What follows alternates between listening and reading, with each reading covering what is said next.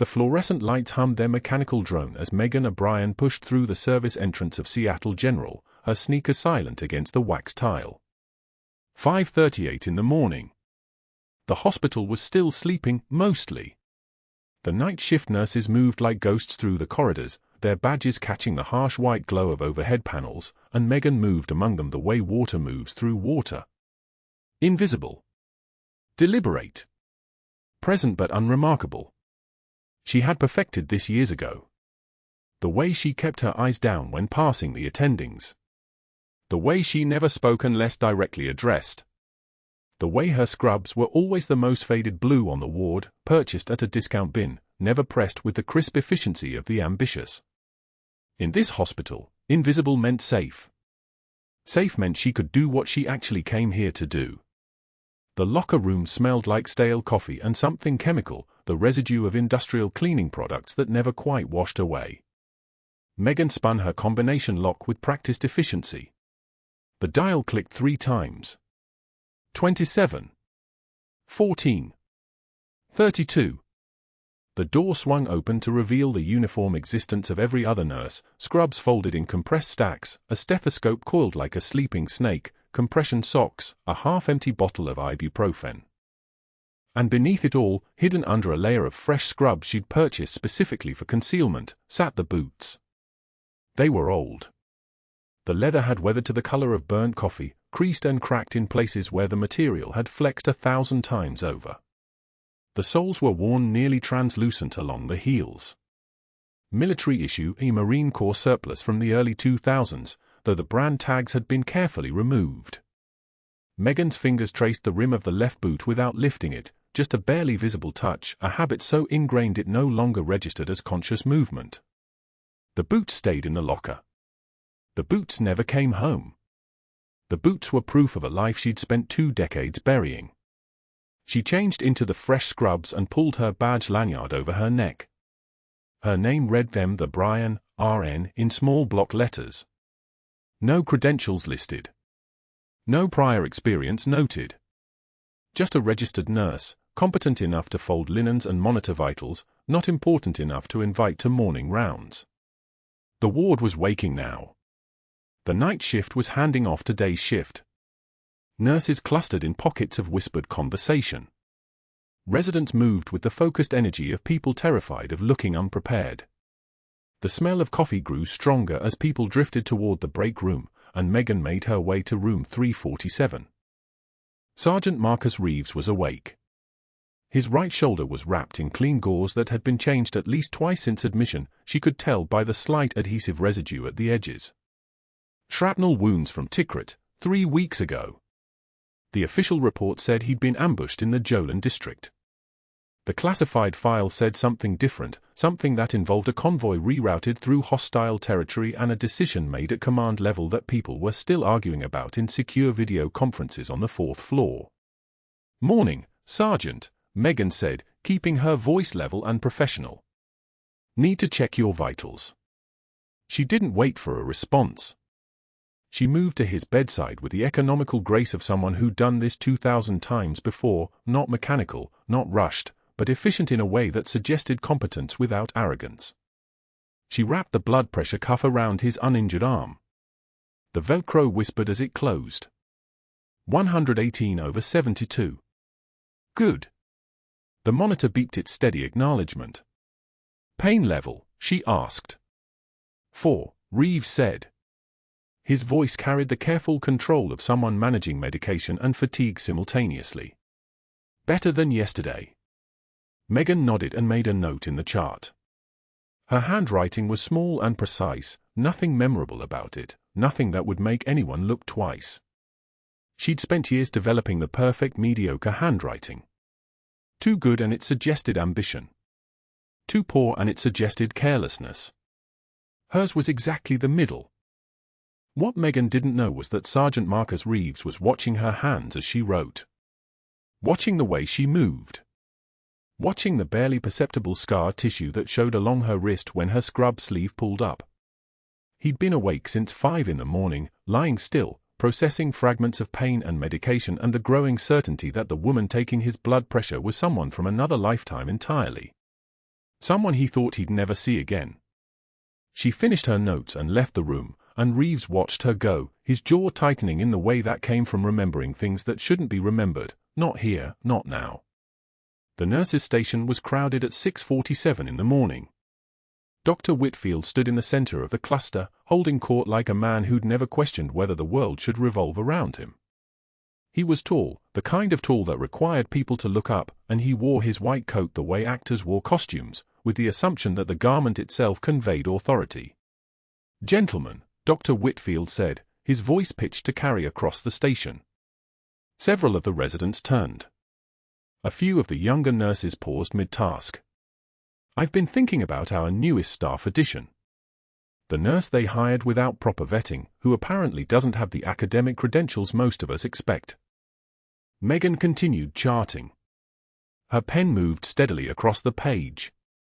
"I'll make you all a wager," Whitfield continued. "She won't last a week. A 7-day maximum. Someone want to take that action?"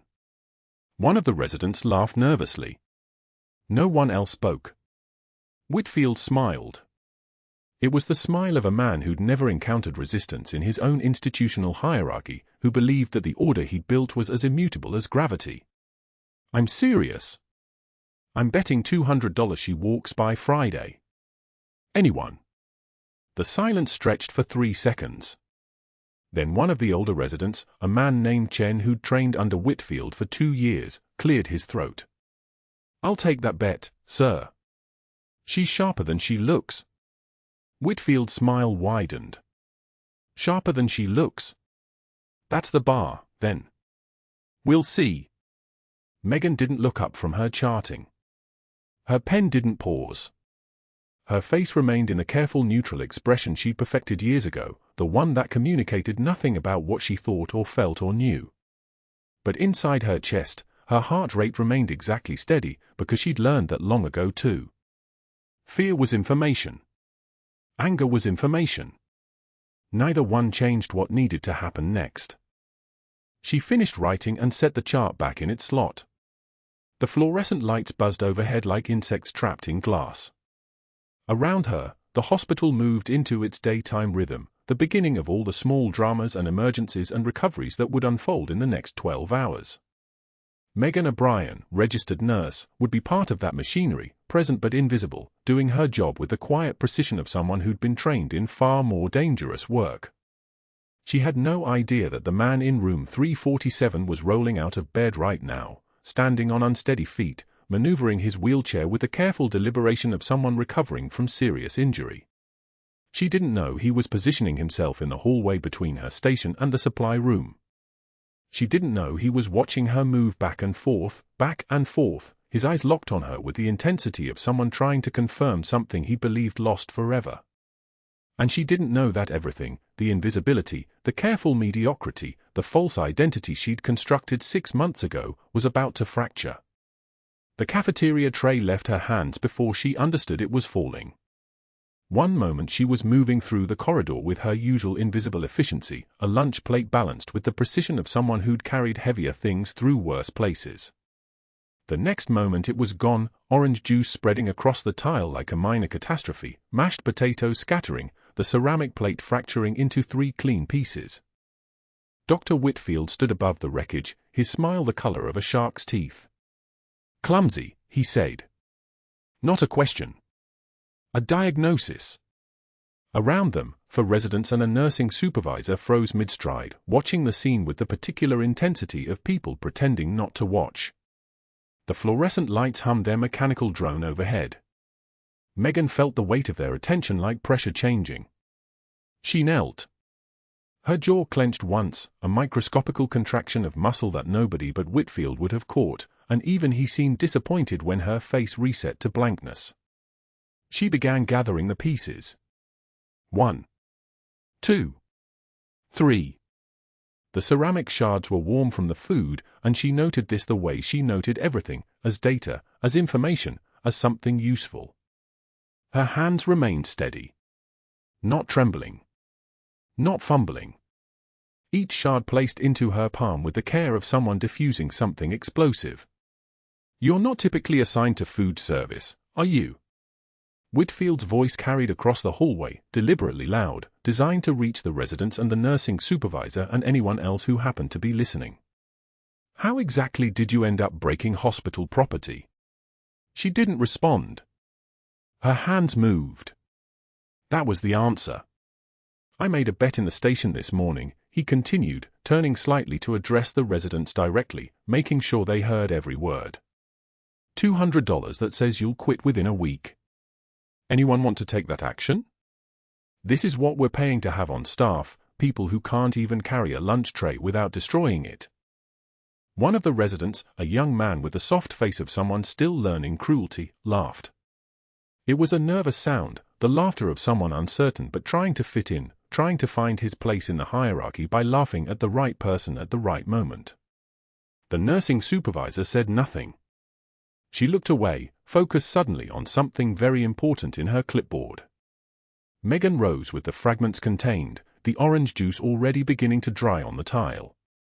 She did not acknowledge Whitfield. She did not acknowledge the residents. She moved toward the supply closet to retrieve the cleaning supplies, and her footsteps were even, measured, the footsteps of someone whose center of gravity remained unshaken. It was 10:56 a.m. on a Tuesday. She had been at Seattle General for 187 days. By 11:13, she had completed her morning rounds, checked the vitals on the 4 post-operative patients on her floor, and delivered new 4 bags to 3 different rooms. In room 347, Sergeant Reeves lay in his hospital bed, watching her work with an intensity that struck her as odd. She did not ask him why. Instead, she simply changed his dressing, documented his pain level as a 4 on the scale, and made a note about the slight infection risk in the upper incision site. The sergeant's eyes followed her movements, and she felt them but did not acknowledge them, just as she had not acknowledged the scattered pieces of her cafeteria tray. What she did not expect was to see Dr. Whitfield again so soon, and with purpose. He found her at the nurse's station at 11:38 a.m., and he found her alone, which was either luck or calculation. She suspected calculation. He arrived with her charts in his hands, a stack of neatly organized papers that represented 3 days of careful documentation, vital signs, medication schedules, patient assessments, all arranged chronologically and cross-referenced. She had spent 47 minutes arranging them yesterday during her lunch break, creating a system that made handoff seamless and reduced the chance of error. Organization was control. Control was safety. Whitfield did not set them down.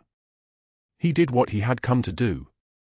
The charts scattered across the floor like leaves in a storm, pages sliding under the counter, some still connected by their staples, others peeling apart. The order dissolved instantly. She watched them fall with the same neutrality she had watched her lunch tray fall, which was to say she watched with a precision that noted every angle of descent, every moment of impact, every place where one page overlapped another. "Pick that up, sweetheart," Whitfield said. His voice held the kind of satisfaction that comes from successfully degrading someone in public. 2 nursing assistants stood within hearing distance, pretending they were not hearing any of this. A visiting resident glanced over from the medication dispensary, then looked away. The world moved on around the scattered papers and the woman who was meant to gather them. She knelt again. This time, there was no hesitation. No visible reaction. Her hands moved through the papers with methodical precision, reassembling the order in her mind as she retrieved each page. Her jaw did not clench. Her face remained empty of feeling. She was not composed. Composition implied the effort of holding something together. She was simply absent from the moment, present only in the function of her hands, the work in front of her. Whitfield remained where he stood, watching her gather the papers, waiting perhaps for some response, some crack in the surface that would indicate the bet was working, that the psychological pressure of 2 weeks was beginning to fray her. When she stood again, the papers reorganized and returned to their proper folders, he smiled that same shark smile. "See? That's what we need. Humility. Acceptance of your place in the hierarchy." He leaned against the counter with the ease of someone who believed the world had been designed for his comfort. Too many people come through here thinking they're important. Thinking their work matters the way a surgeon's work matters. You seem to understand the actual scale of things. She said nothing. She documented the charts. She made notes in the system. She moved to the next patient on her list. By 3:22 p.m., she was back in room 347, replacing the catheter with fresh tubing, and Sergeant Reeves was watching her again with that same intense focus that had begun to feel less like observation and more like recognition.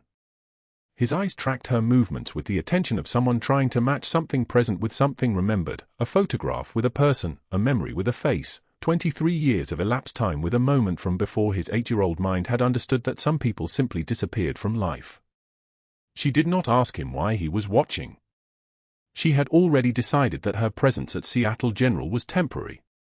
The 187 days had been exactly as many days as it took to monitor the medical supply chain, to document the pattern of equipment being diverted from this hospital's inventory, to trace the network of hospital staff working with suppliers who were funneling sterilized surgical instruments and pharmaceutical supplies to cells operating in Tikrit. 6 months. One operation. One person embedded in the infrastructure gathering intelligence that would eventually lead to the dismantling of a supply ring that had been equipping insurgent fighters. Her firing would happen in 48 hours. Her identity would be revealed at the moment that mattered most. The operation would either succeed or fail in the space between now and the moment when everything she had been hiding finally emerged into light. But at 3:22 p.m. on this Tuesday, she was still the invisible nurse, still the woman gathering papers from the floor, still the person who Whitfield believed he had successfully diminished. Sergeant Reeves watched her hands as she worked, and she worked with the unconscious expertise of someone whose muscle memory had been forged in places most people would never see, doing things most people would never survive. The worn combat boots remained in her locker, hidden beneath her scrubs. Waiting. The OR doors hissed open at 10:41 a.m. Sergeant Reeves lay on the surgical table beneath banks of halogen lights, his chest already prepped and draped in blue surgical cloth. Dr. Whitfield stood at the head of the table, his movements precise, his confidence radiating like heat off summer asphalt. A routine procedure. That's what the chart said. Post-operative evaluation of the shrapnel wounds, assessment of cardiac tissue for structural integrity. Standard. Manageable. The kind of work that built reputations. Megan stood at the periphery of the OR, her role reduced to observer status, exactly where Whitfield preferred her. She wore a surgical mask and gloves, her hands folded in front of her, the picture of deference. The resident assisting Whitfield, a third-year named Chen, moved with the hesitant precision of someone still learning to trust his own hands. 2 nurses flanked the anesthesia cart. The monitor beeped its steady rhythm, a reassuring metronome. 72 beats per minute. Oxygen saturation 98%. Blood pressure 118/76. Normal. Controlled. Safe. Whitfield made the first incision with theatrical precision, his scalpel parting skin like he was conducting a symphony. The smell of cauterized tissue rose instantly, copper mixed with something chemical, something organic.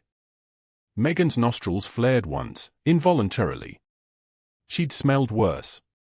She'd smelled blood in quantities that would have sent these residents screaming into the street. "Bovie," Whitfield said, not looking up. The resident snapped to. The cautery device hissed. A thin line of smoke curled upward. Chen was competent enough, but there was a tremor in his voice when he asked questions, the tremor of someone who knew he was being watched by a man who kept score of every mistake. 10 minutes into the procedure, Megan noticed something. It was small. A hesitation in Whitfield's movements. His jaw tightened for half a second as he worked deeper into the incision, navigating around the scar tissue from Reeves's original wound. The shrapnel had fractured 2 ribs. The surgical team that had extracted it 18 months ago had done solid work, but scarring had occurred. Whitfield was moving toward the cardiac window now, the space where surgeons could inspect the heart without cracking the entire chest open. His hands moved like a man performing a ballet he'd danced 1,000 times. But something was different today. At 10:59, the monitor gave a single beep that didn't fit the pattern. Then another. The rhythm was changing.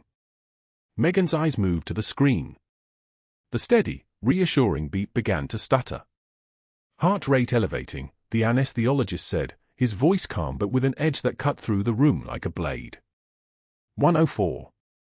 118. Whitfield didn't look up. Normal response to stimulation. Continue. But it wasn't normal. Megan could see it on the monitor now, the QRS complexes were flattening. The rhythm was becoming irregular.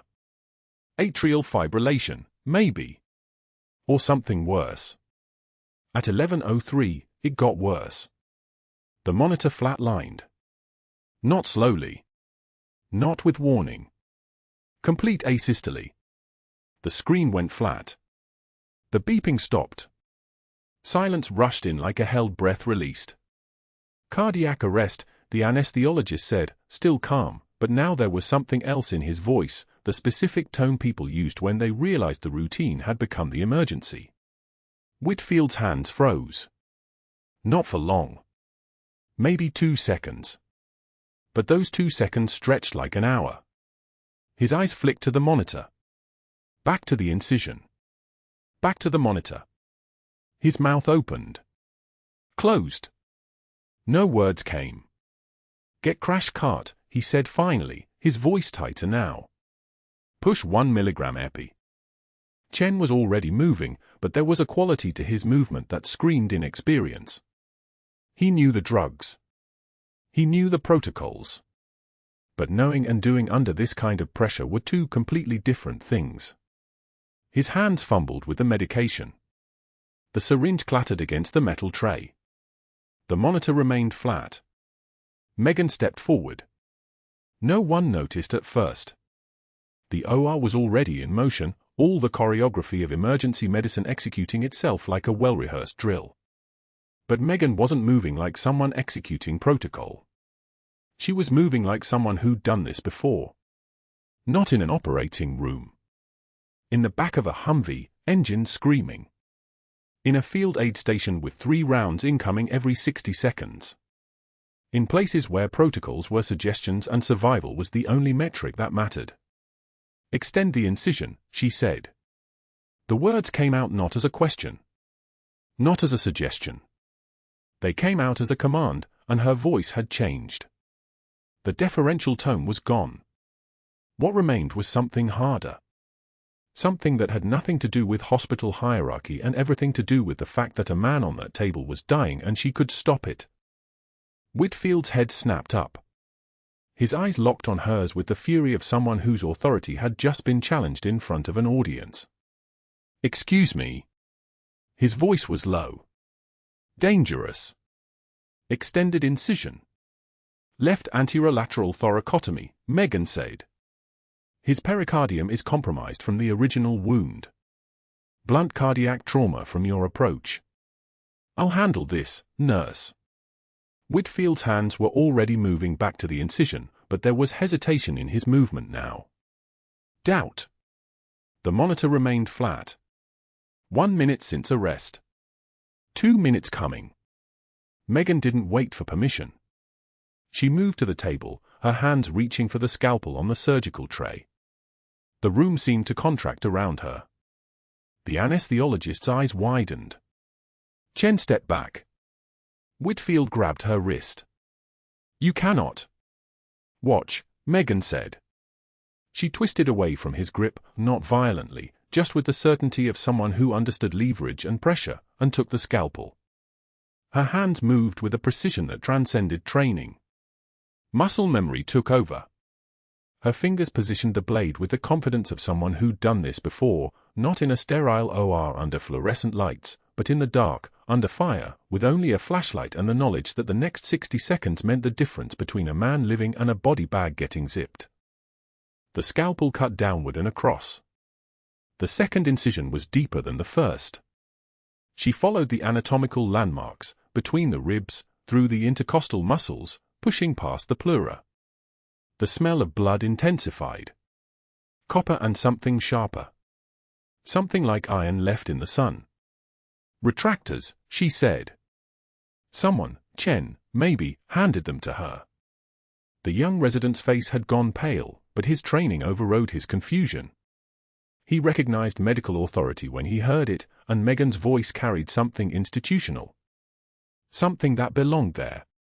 She spread the incision open. The ribs moved apart like pages of a book being cracked. And there it was, the heart, barely visible beneath the pericardium. And there, exactly where she'd feared, a small laceration in the pericardial sac. Not catastrophic. But enough. Enough to cause bleeding into the space surrounding the heart. Enough to compress it like a hand slowly squeezing until the fist closed completely. Tamponade. Scalpel, she said, and reached for the pericardium itself. The membrane came open with a single precise cut. Blood poured out, not catastrophic, but significant. Real.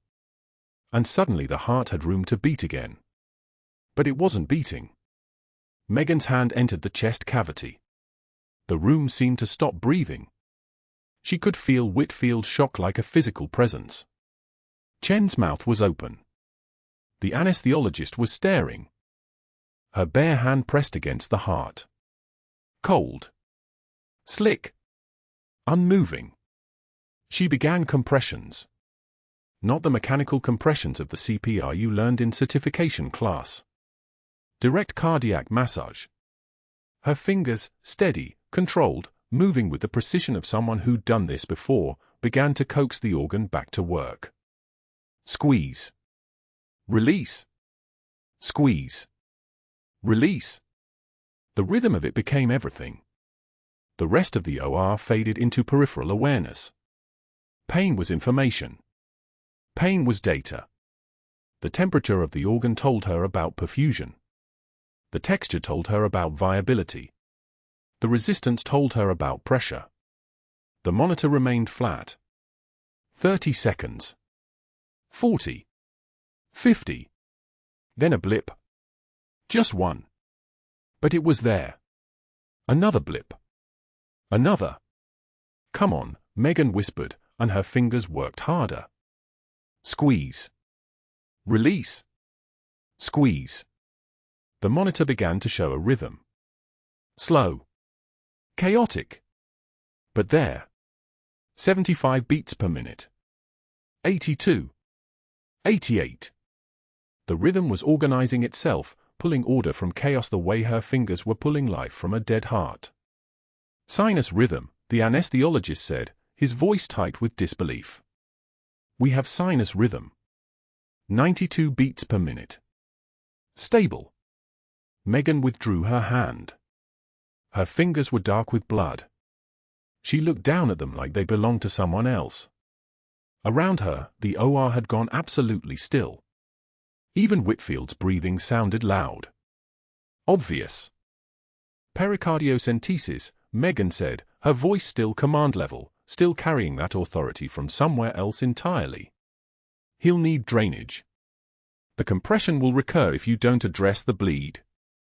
She set down the scalpel with precision. Someone get me a pericardial catheter. 16 gauge. And a pressure dressing for when we close the pericardium.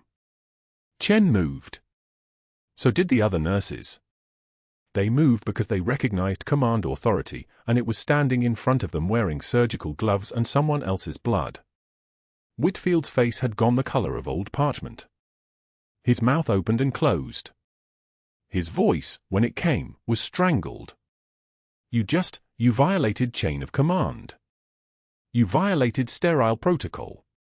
You put your hands directly into. He's alive, Megan said quietly. She met his eyes. That's the protocol that matters. She pulled off her gloves and turned away from the table. The room was silent except for the monitor, which continued its steady beep. A rhythm. A pulse. A man who should have been dead but wasn't.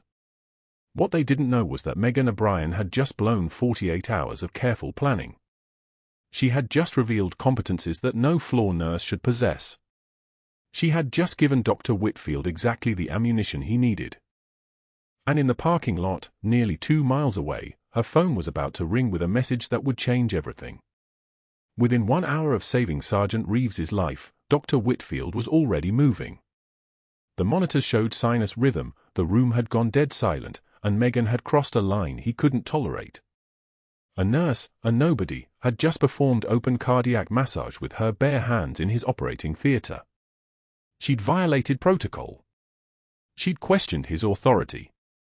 Worse, she'd succeeded.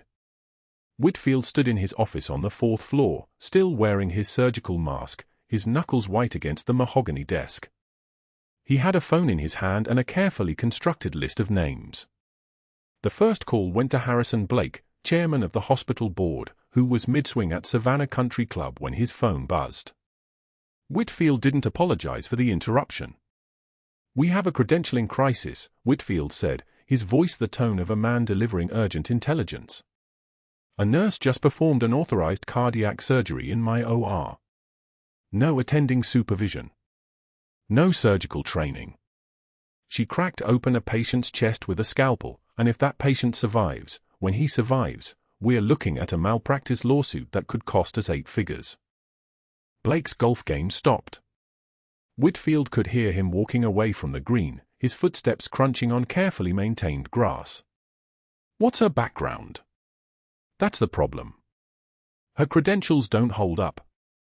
I'm having doubts about where she trained. Her references feel thin. We need an outside investigator before this becomes public." Whitfield paused, letting the silence work. "And we need it today." Blake said 6 words, "Send me her file immediately." The second call went to the registrar at a nursing school in Portland, one of the 3 institutions that supposedly trained Megan O'Brien 15 years ago. Whitfield had done his homework. He knew the registrar's name. He knew the woman owed Whitfield's mentor a professional favor. He asked pointed questions with surgical precision. "I'm verifying the credentials of a graduate who claims to have completed your RN program in 2009. Megan O'Brien. I need her transcript, her clinical evaluations, and I need to know if those records were ever sealed or flagged for audit." The registrar's voice shifted. "Dr. Whitfield, I'd need a formal request." "This is formal. A patient was subjected to an authorized medical intervention. I have 60 minutes to file a report with the state board." He let that land. "Do you want to be the institution that cleared her?" The registrar promised to call back within the hour. The third call was already in motion. Whitfield had contacted Merrick Investigations, a firm that specialized in credential verification for hospitals. He'd used them before. They were efficient. They were thorough. They didn't ask questions about motives. "Build me a case," Whitfield told the investigator named Kemp. "Everything on file for Megan O'Brien, RN. Employment records, references, educational verification, financial history, everything. I need it packaged as a formal audit within 48 hours. Frame it as routine post-incident investigation following protocol violation." "What am I looking for?" Kemp asked. "Anything that doesn't line up," Whitfield said. "And there will be something. There always is." By evening, Whitfield had called 5 more people. The director of nursing at Seattle General. The hospital's compliance officer. A lawyer from the firm that handled their malpractice insurance. Each call had the same architecture: professional concern, institutional protection, regretful necessity. Megan worked her remaining shift unaware that her life was being deconstructed in real time. She checked on Sergeant Reeves in recovery, watching his oxygen saturation climb, confirming the monitors she'd trusted with her hands. He was sleeping. His color had improved from the ashen gray of near death to something almost alive again. She'd done that. Her training, her instinct, her refusal to freeze had done that. She didn't know that 3 nursing references she provided were already receiving calls. She didn't know that her investigator in Atlanta was pulling her financial records, searching for inconsistencies. She didn't know that Whitfield had already framed the narrative with the hospital's legal team, an unqualified nurse with falsified credentials who had committed battery on a patient out of reckless overconfidence. 48 hours later, at 3:22 p.m. on a Thursday afternoon, Megan was called to the administrative office on the 2nd floor. The security chief was there, a man named Douglas who'd always been kind to her in the hallway, and his face told her everything before anyone spoke. Behind an imposing desk sat the Director of Human Resources, a woman named Caldwell whose hands were folded in front of her like she was praying for forgiveness.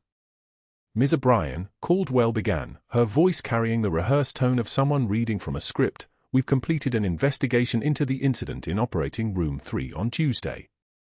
The decision has been made to terminate your employment, effective immediately." Megan said nothing. She had learned long ago that silence could be more powerful than defense. Caldwell continued, pushing a folder across the desk. "We have concerns about the authenticity of your nursing credentials. Our investigators found discrepancies in your educational records. Your references have been unable to verify the timeline you provided. We cannot continue to employ staff members whose qualifications are questionable." The folder stayed unopened in front of her. Douglas cleared his throat. "There's also the matter of the patient. You performed a procedure without authorization. Without supervision. You violated the chain of command in my operating theater," he said, though it was Whitfield's voice coming through his mouth, scripted and rehearsed. Megan looked at him. "The patient would be dead." "That determination isn't yours to make," Caldwell said quickly. "Your badge. Please." Megan unpinned the small laminate from her scrubs and placed it on the desk. It made a soft clicking sound against the wood. She'd worn that badge for 6 months. It had given her access to every floor, every supply closet, every patient file. It had been her identity. It had been her mission. Douglas stood up, and she could see genuine regret in his eyes. "I'm sorry. Hospital policy requires security escort during termination. I'll walk you out." He wasn't rough. He didn't touch her arm or treat her like a threat. He was simply doing his job, the same way she had been doing hers. In the hallway, as they walked toward the exit, he spoke quietly. "For what it's worth, I heard what you did. What that sergeant would be without you." He paused at the elevator. "Some people talk about integrity. You just lived it." Megan nodded once. She didn't speak. In the hospital laundry on the basement level, she stopped to clear her locker. 2 scrub sets hanging on hooks. A spare pair of compression socks. A half-empty bottle of hand sanitizer. At the bottom, wrapped in a towel like she was hiding them from herself, were the combat boots. Worn tan leather, scuffed at the heels, the laces still holding knots she'd tied in 2003. She folded her scrubs one final time. The blue cotton was soft from 100 washings, and her hands moved with mechanical precision, creasing the fabric into military squares. Chest fold. Arms tucked. Then the final fold, patient and exact, the way she'd been taught to fold things that had to survive transport through hostile territory. She held the scrubs against her chest for 3 seconds. Just 3 seconds. Then she placed them gently in the laundry bin. The combat boots she held differently. The leather was still warm from being near her body. She knew every scar on these boots. The bullet hole in the left sole, 2007, Helmand Province. The blood stain on the right heel that she'd never quite managed to clean, no matter how hard she scrubbed. The sole that was coming loose because she refused to have them repaired. They were evidence. They were proof. She zipped them into her gym bag, the same bag she'd carried since arriving at Seattle General 6 months ago. The bag that contained nothing except these boots and a change of clothes. No photographs. No documents. No way to trace her. The mission was over. Not successful. Terminated. Blown. The entire 6-month intelligence operation tracking the medical supply theft ring funneling equipment to insurgent networks in the Middle East, all of it collateral damage to Dr. Whitfield's wounded pride. She had been placed at Seattle General by JSOC Task Force 121 specifically to investigate the supply chain. 47 cases of surgical equipment had gone missing over 8 months. High-end diagnostic monitors, trauma shears, field surgical kits, all of it traced to contacts in Tikrit. She had been positioned as a nurse to get inside the hospital's procurement system to identify the leak. She'd been 6 days away from identifying the person moving the inventory. Now she was unemployed. Discredited. Exposed. Her cover story in pieces. 6 months of work, of sleeping in the break room, of absorbing insults from Whitfield, of maintaining a perfect record while staying invisible, all of it for nothing. She left Seattle General Hospital through the emergency room exit, carrying her gym bag, and walked toward the parking garage where her car was waiting. The afternoon sun was warm on her face. People moved around her, living their ordinary lives, unaware that a covert operation had just been dismantled in a conference room on the 2nd floor. She had no idea what was about to happen next. Her phone was sitting on the passenger seat of her 2014 Honda Civic, and when she reached for it to turn it on, she saw 17 missed calls. Blocked numbers. Then a message from an unknown sender, text only, 3 words, "Call Langley. Now." She sat in the driver's seat and dialed. A voice answered on the first ring. Not a greeting. Not a name. Just, "Phantom 6, you need to know something about Sergeant Marcus Reeves." And 30 minutes away, in a hospital room on the 3rd floor of Seattle General, Sergeant Reeves was waking up from sedation, and his first words to the nurse checking his vitals were simple and directed and without question, "Where is she?" "The nurse who saved me. I need to talk to her." "Her name?" "Please. I need her name." She walked across the parking lot at 6:51 p.m., her scrubs folded into the cardboard box that security had given her. Rain hammered the asphalt like applause nobody wanted. The hospital behind her glowed against the darkening sky, all those lit windows hiding people who would forget her name by morning. She was halfway to her sedan when a voice stopped her cold. "Mom." Danny stood between 2 parked cars, breathing hard, his 16-year-old frame trembling not from cold but from fury. In his hands he held the shadow box. The one she'd told him never to touch. The one with the glass front and the faded velvet backing and all the things she'd spent 20 years trying to bury. "They need to see these," he said. Not a question. Not a request. A declaration that carried the weight of someone who'd finally understood what his mother had been hiding. Megan's hands tightened on the cardboard box. Rain ran down her face. "Danny, put that back." "No." He turned toward the hospital entrance. "No more."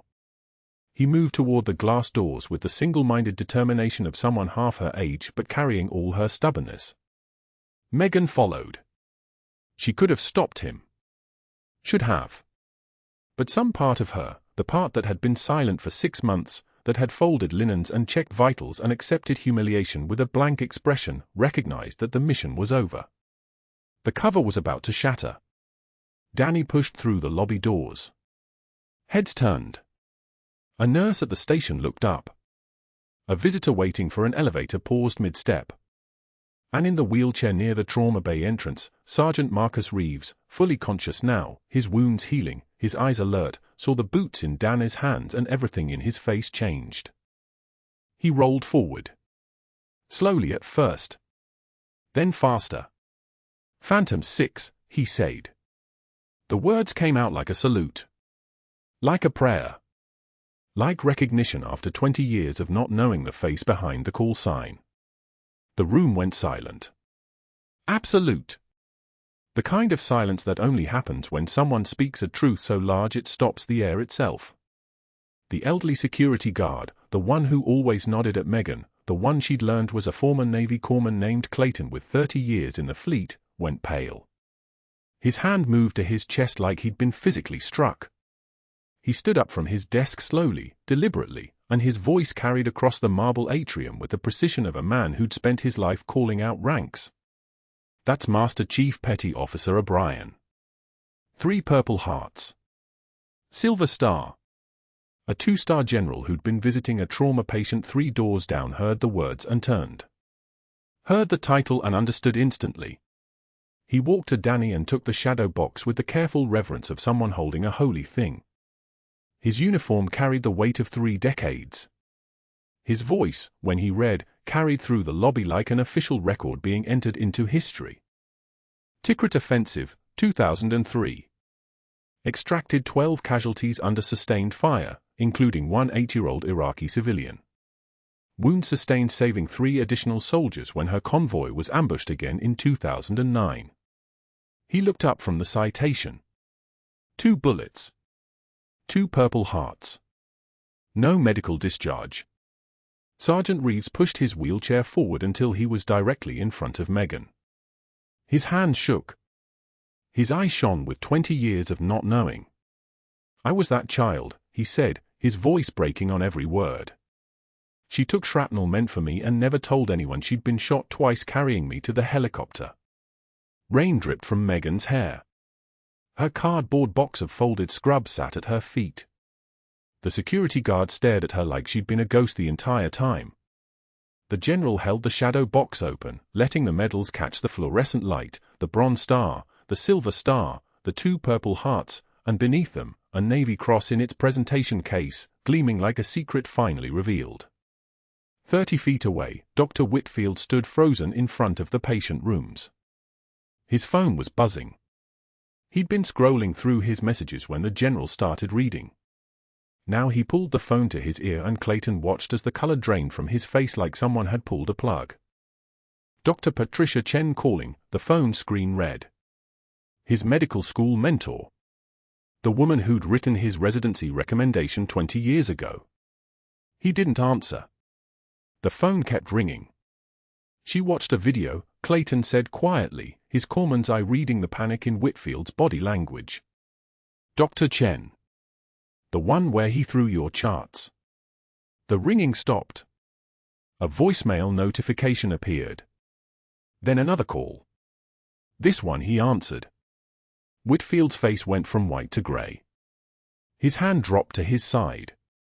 Whatever Dr. Patricia Chen was saying, whatever she'd witnessed and whatever recommendation she was about to make to the hospital board, it was ending something in real time.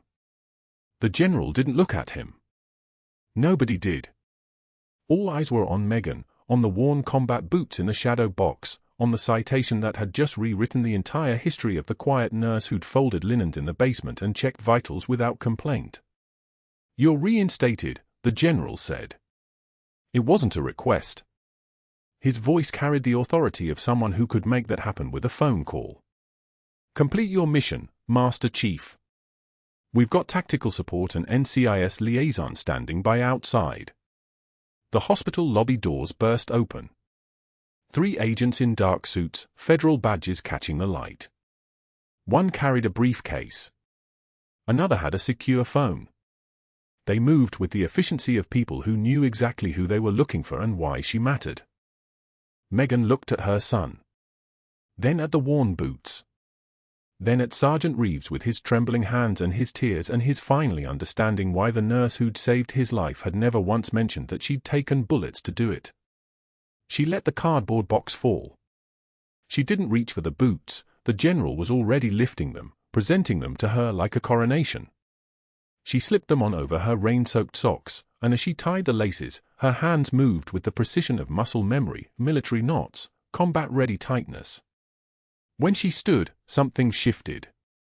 The deferential posture evaporated. Her shoulders squared.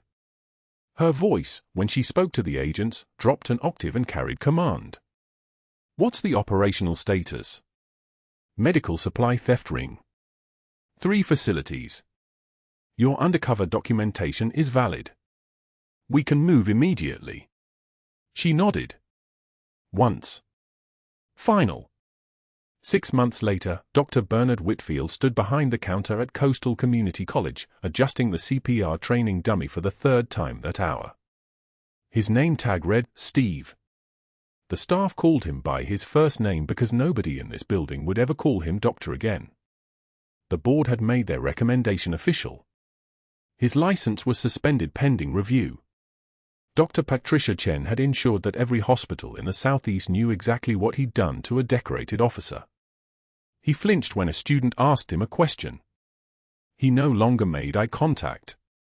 The closing image came through on every news channel that night, Megan O'Brien standing in the Seattle General lobby in civilian clothes, her son's hand in one of hers and a worn pair of combat boots held in the other. Sergeant Reeves saluted from his wheelchair, tears still wet on his face. The two-star general stood beside her, his expression one of profound respect. Behind them, the federal agents, the security guard with his hand over his heart, the nurses who'd watched her fold linens and accept humiliation without ever knowing they were standing next to the reason they slept safely at night. The trembling wasn't fear. It was the restraint of someone finally allowed to be herself. Power is not a title. Power is the ability to help. If you love a good underdog story, hit that like button now. Subscribe so you never miss one.